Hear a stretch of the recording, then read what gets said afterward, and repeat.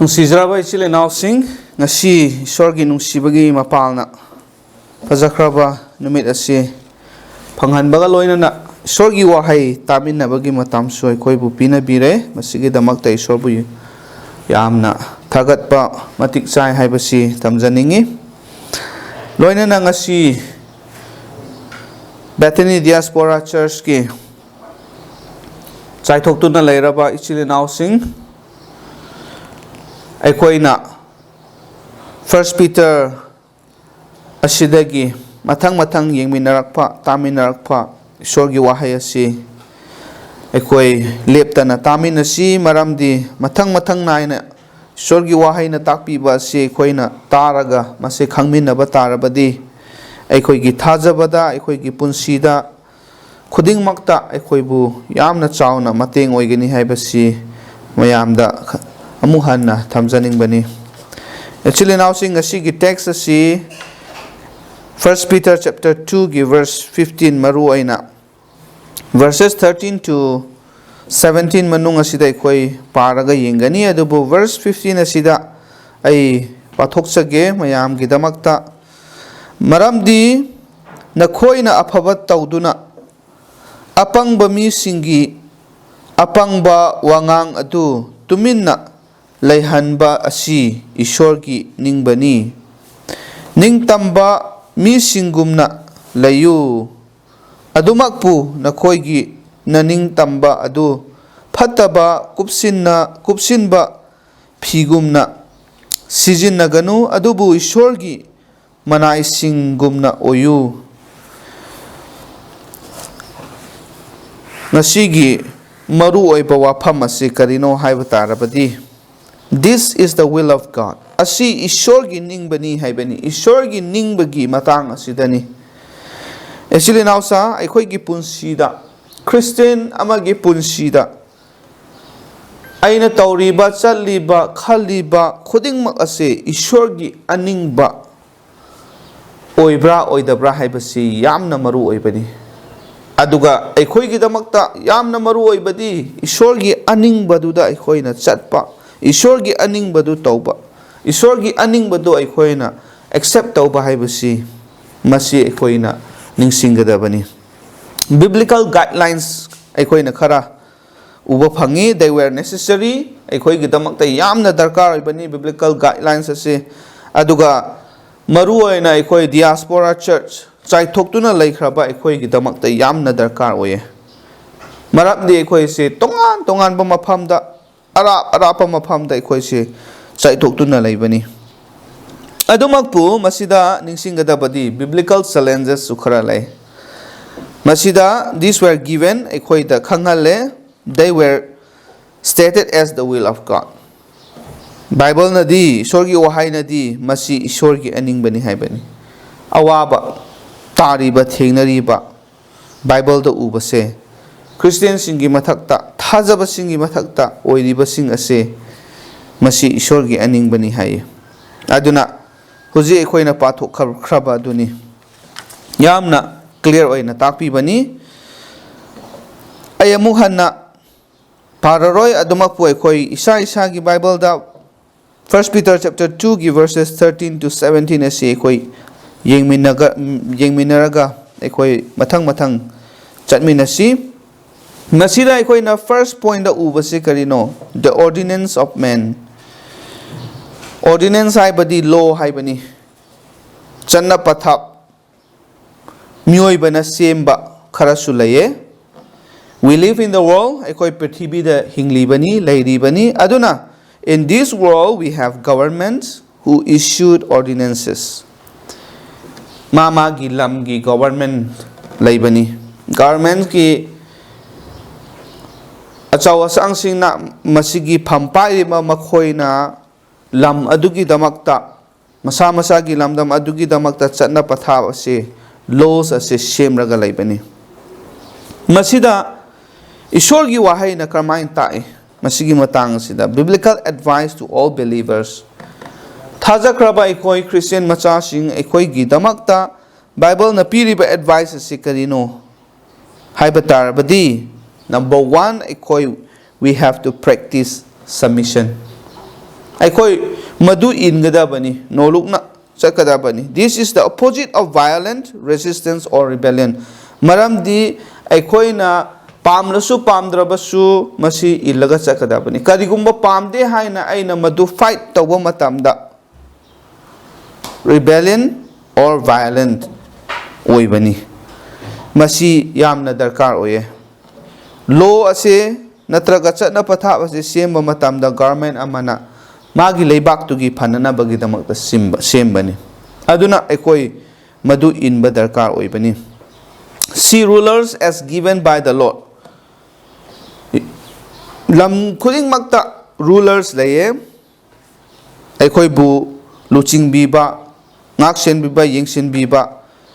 It can be kings, ningthau sing oiba yai, governor sing oiba yai, prime minister oiba yai, chief minister oiba yai. Ekoina rulers sing ase prithibi da ekoi gi leifam da loina leibani makhoi ase ishwar na pibi bani haibase ekoi khangadabani adumaina ekoina ugadabani. Their task makhoi gi thabak adudi karino to punish the wicked evil doers. Phattaba chatpa tauba mi sing adubu punish piba chairak piba aduga to praise those who do good. Afaba thabak tawbasing, afaba chatpasing, mai pakpa, magi lamdam gidamakta, afaba purakpa mising adubu thagat piba, masi makoigi thabak ni. Aduga Bible da amu makhata ni ying mamatamda Isworgi Aningba haibasi koi nasai su pangre. The will of God. Isworgi Aningba si karino. In this regard, masigi matang asida ko. How may we understand this? Karamay na ikoy masi kanta sige, masi karamay na kang sige haiba kanda. It is a word from God. Isworgi Aningba se, Isworgi wahay dagi ikoy na pangbani. Iswor na piba wahay ni. It is a command, masi iswor na piba yathang ni. It is an order. Masi ikoy gi mathakta ishorna tawgataba makni haina ekoi da order pikhraba ekoi na pamde haibi yadraba tawningde haibi yadraba adugumba mani. It is a directive. Masi ekoi na tawpham thokpa adu takpi bani. Aduna Isworgi Aningba manung asida kari laige. What is the content of the will of God? Yengba kanda number 1, it is the word submission. Submission to God's word. Isworgi wahay asida masi na koi na tawgadabani na koi ingadabani chakadabani haina takpi khrabani na Isworgi wahay gi matungina ekoi submission changjaba tabani. Aduga doing good ekoi aphaba tawgatai.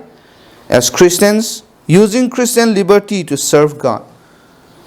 Ekoi Krista thajaba matamda ning tamba adu phanghanbire liberty.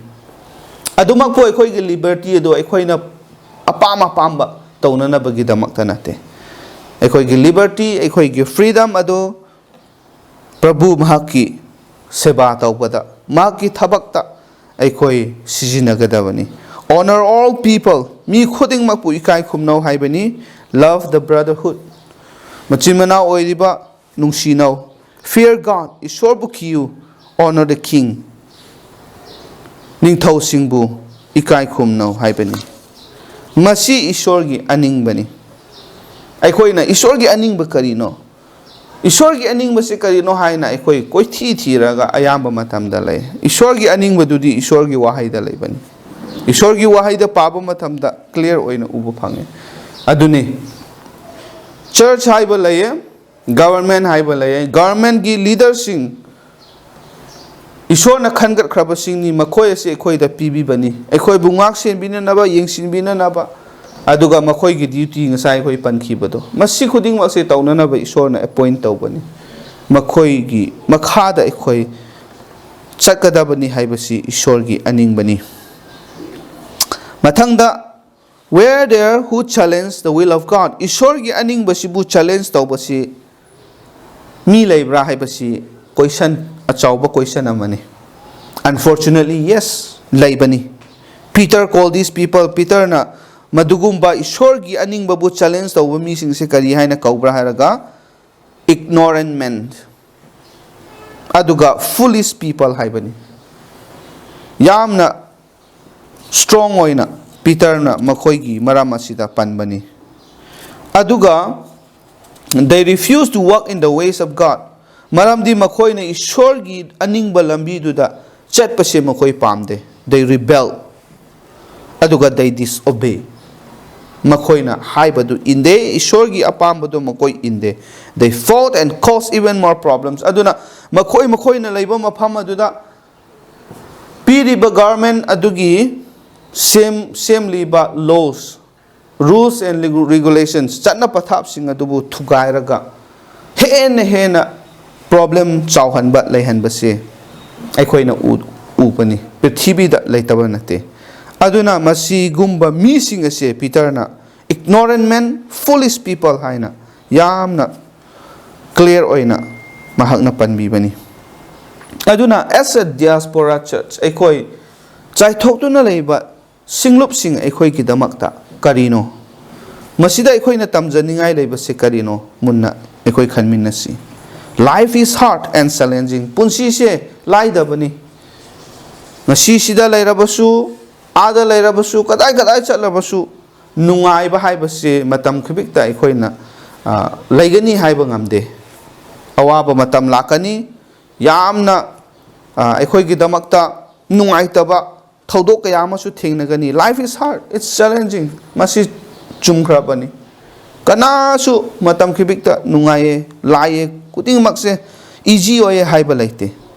Adumakpu we must learn to live as people of God. Isworgi mising oina aikoi se leigedabani. Aikoi gi lamchatta, aikoi gi wangang sangangda, aikoi na haiba inba kuting mak aikoi gi conduct asida Isworgi misingi magul chapchana aikoi hinglaga madugi matungina chakadabani. 1 Peter chapter 2 verses 9 to 10 adu papa matamda masi aikoi da encourage tawbibani. We have to obey the will of God.